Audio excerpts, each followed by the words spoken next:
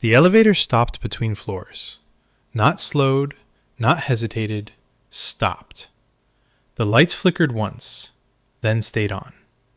I sighed. Of course. I pressed the button. Nothing. Pressed it again. Still nothing. Then I realized I wasn't alone. She stood in the corner. Black boots, black coat, black headphones, black everything. She didn't even look at me. Great, I muttered. She slowly pulled one headphone off, looked at the panel, then at me. If we die here, I blame you. That seems unfair. You pressed the button. I didn't break the elevator. You were the last one to touch it.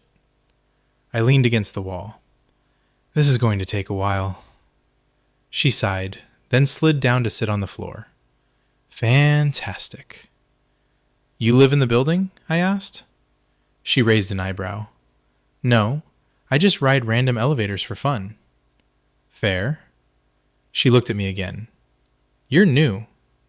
How do you know? I haven't seen you before. That's reasonable. She extended her hand. Raven. Anon. She nodded, then leaned back against the wall. Worst timing. Why? I had coffee. That's not good. No. Silence. Not uncomfortable, just stuck. After a minute, she spoke again. You always this unlucky? Only on weekdays. She smirked. That's most days. Exactly. She tapped her boot lightly. You look less panicked than most people. I'm conserving energy. Smart. The intercom crackled. Someone said they were working on it. Raven leaned her head back. If we're here longer, I'm stealing your phone. Why? Entertainment. You could ask. I prefer threats. I laughed, unexpectedly. She noticed. Good, you're not boring. I try. The elevator jerked slightly, then started moving. Saved, I said. Tragic. I was starting to enjoy this. Doors opened. Same floor. She stepped out, then paused. You're on this floor? Yes. She pointed across the hallway. Me too. Of course. She smirked. Looks like you're stuck with me. And just like that, my neighbor problem began. The first encounter after the elevator happened the next morning. I opened my door. She opened hers at the same time. Raven froze. You again. Good morning. She looked at my coffee. You drink that every day? Yes. Dangerous habit. You ride broken elevators. Fair. She locked her door. We walked toward the stairs together. You work early, she said. Trying to. I work late. That explains the headphones. That explains your tired face. We reached the lobby. She stopped. You're not as annoying as I expected. That's encouraging. Don't ruin it. Later that evening, I heard music through the wall. Low bass, dark tone. Not loud, but constant. The next day she knocked, once. I opened. She leaned against the doorframe. You have a screwdriver? Yes. Good. I handed it to her. She didn't move. You're not going to ask what for? I assumed something mysterious. Correct. She left. Returned 10 minutes later. Your tool survived. I'm relieved. She lingered. You cook? She asked. Sometimes. Your hallway smells like noodles. That was me. She nodded. Not bad. Thank you? She turned to leave, then paused. You're adjusting to the building. I'm trying. You'll get used to the weird. You included? Especially me. She walked back to her apartment, door closed. I realized something. The building felt less anonymous now, and every time I stepped into the hallway, there was a chance she'd be there, which made things more interesting. I didn't expect to see her again that night, but at 1:12 a.m., I heard my door open. I stepped into the hallway. Raven was sitting on the floor, back against the wall, phone in her hand. "You okay?" I asked. She looked up. "Locked myself out." "That's impressive." "I blame you." "That seems unfair." "You moved in. My luck changed." She shifted slightly. "You have spare blankets?" "Why?" "I'm not sleeping in the stairwell." "Come inside." She raised an eyebrow. "That was easy." "I'm not leaving you in the hallway." She stood up. "Good. Floor is cold." Inside, she walked slowly, looking around. "You live like a normal person." "I try." She dropped onto the couch. "Nice couch." "Thank you." She pulled her boots off. "You always help neighbors?" "Only the ones stuck outside." She leaned back. "I'll leave when maintenance shows up." "Sure." Silence, but comfortable. She noticed my bookshelf. "You read that?" "Yes." "Unexpected?" "You judge quickly." "I observe." She grabbed one book, flipped through it. "You're less boring than expected." "That's becoming a theme." She smirked. Time passed. We talked. Random things. Music, work, the building. She stretched. "I should get locked out more often." "That's not a good plan." "It worked." She looked at me. Longer than before. "You're easy to be around." "That's a compliment?" "Yes." A knock on my door. Maintenance.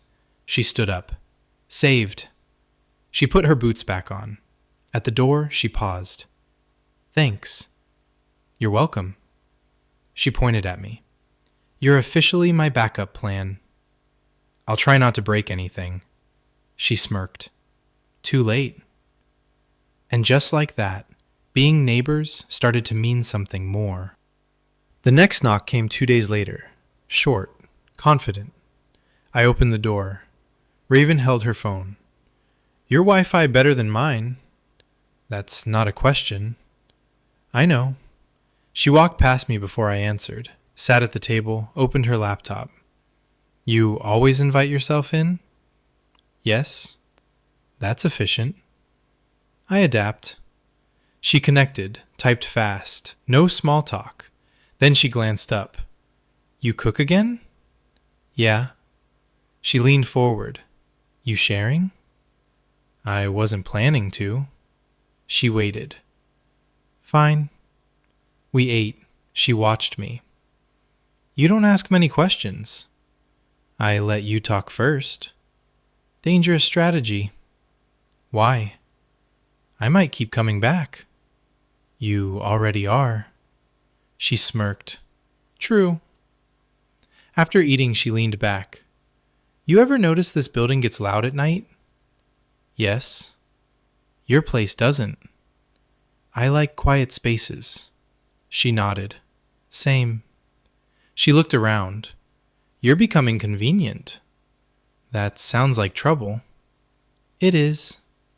She closed her laptop, didn't stand up. "You mind if I stay a bit?" "No." She relaxed into the chair. No urgency, no distance. We talked. Nothing heavy, just easy conversation. After a while, she stood. "I should go." "You don't have to." She paused. "Careful. I might take that seriously." "I already did." She smiled, small but real. "Good." She left, door closed. But now, the hallway felt different, because I knew she'd knock again. She didn't knock this time. I did. Her door opened after a few seconds. Raven looked surprised. "You came to me." "Fair." She stepped aside. "Enter. You've earned it." Her apartment matched her style. Dark colors, minimal furniture, soft lighting, music low in the background. You weren't kidding, I said. About what? Atmosphere. I commit. She handed me a drink, sat on the arm of the couch, watching me. You're different here, I said. How? Less sarcastic. Don't spread rumors. She leaned back. You get used to someone being around. I noticed. She tilted her head. You don't seem nervous. I trust you. She smiled. That's dangerous. Probably.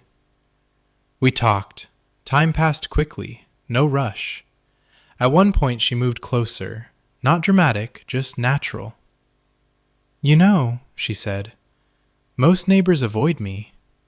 Their loss. Maybe. She looked at me.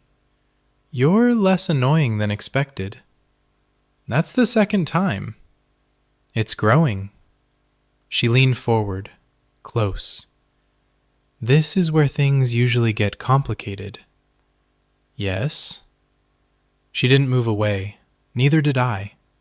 She kissed me, slow, deliberate, no hesitation.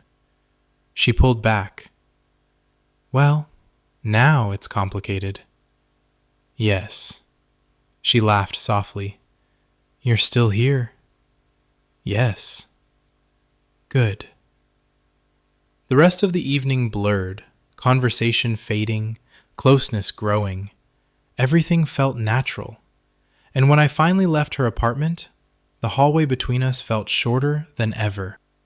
The next evening she knocked first. No pretext, no excuse, just Raven at my door. You busy? She asked. No. Good. She stepped inside, like it was already routine. She dropped onto the couch. This is easier. What is? Not pretending we're just neighbors? I sat beside her. You don't like pretending. I hate it. She leaned back, looking at the ceiling. You know, I don't usually let people this close. I figured. You didn't run. No.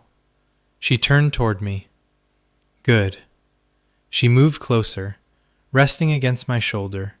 No hesitation. You're comfortable, she said. That's allowed. She laughed quietly. You're adapting fast. Learning from you. She nudged me. Careful, that's a bad influence. Time passed. Conversation slowed. Distance disappeared. She looked at me. You're staying tonight. That sounded like an order. It was. I didn't argue. The night felt easy. No awkwardness, just warmth, closeness. Later, she rested beside me. This is dangerous, she said. Yes, but I like it. Me too. She smiled. Good. And just like that, we stopped being just neighbors. She didn't text, didn't knock, just opened my door with the spare key I'd given her. I looked up from the couch. Raven stood there, hands in her coat pockets, expression unreadable. That's dramatic, I said. I warned you, she replied. She walked in slowly, sat across from me. No jokes. You okay? I asked. Define okay. She pulled something from her pocket, placed it on the table. Pregnancy test. Positive. I stared. This is unexpected. She leaned back. Inconvenient. You're sure? Checked twice. Silence. She watched my reaction. You're not leaving? No. She nodded once. Good. She rubbed her temple. I didn't plan this. Neither did I. She looked around my apartment. Well, guess we upgraded the situation. That's one way to say it. She leaned forward. I'm not asking you to panic. I'm not. I know. She exhaled. You're handling this better than expected. I'm improvising. Same. She stood up, walked to the window. This changes things. Yes. She turned back. But I'm not running. Me neither. She smirked. Good, because I'm still your neighbor. And now more. She nodded. Yeah. And just like that, being stuck with my goth neighbor became permanent. Raven didn't go back to her apartment that night. She just stayed. You're not leaving? I asked. She shook her head. Too many stairs. That's not the real reason. No. She dropped onto the couch. I'll move some stuff tomorrow. That was fast. I don't like overthinking. The next day she brought a small bag, her laptop, a black hoodie, and a plant. You own a plant? I asked. It survived me. It deserves respect. She placed it near the window. There. Now this feels like my place too. Evenings became routine. Dinner, music, short walks in the hallway, planning without calling it planning. One night she rested her hand over her stomach. This still feels unreal. Yes. She looked at me. You stayed. Yes. She nodded. Good. Weeks passed. We adjusted. Shared space, shared time, shared future. The day the baby arrived, she squeezed my hand. You ready? No. Same. Later, holding the baby, she smiled. Well, we made something. Yes. She leaned back. You know what? What? You really are stuck with me. I know. She smirked. Good. And somehow, I wouldn't have changed anything.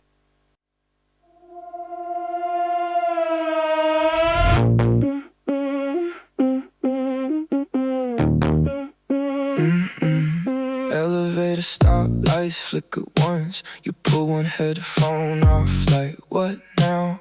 Black boots, black coat, cold little smirk. Said if we die here, you blame me first. I laughed, you didn't. Then you almost did. Steel box late night. Something in the silence hit. You were all edge, all shadow, all spark. I was just standing there, lost in the dark. Didn't know then what I know now. Some doors don't open, they pull you down. We got stuck between floors.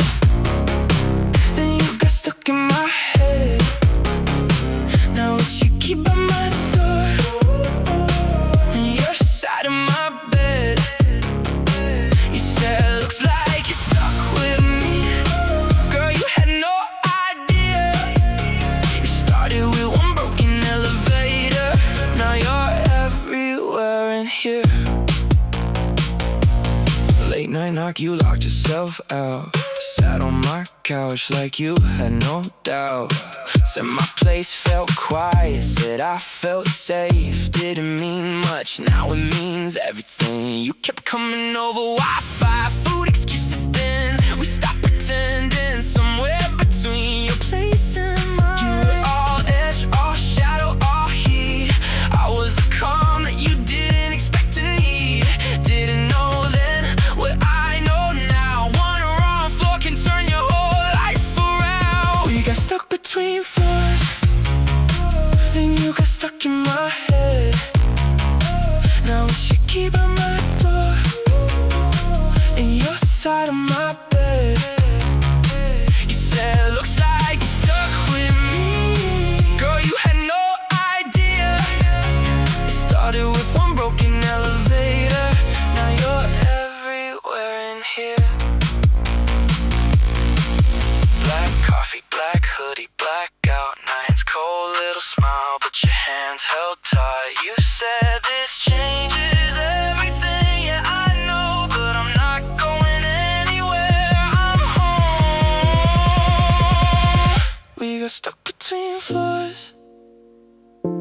got stuck in my soul. Now it's still laughing these walls in a life we can't control. That looks like it's stuck with me, baby, that's crystal clear.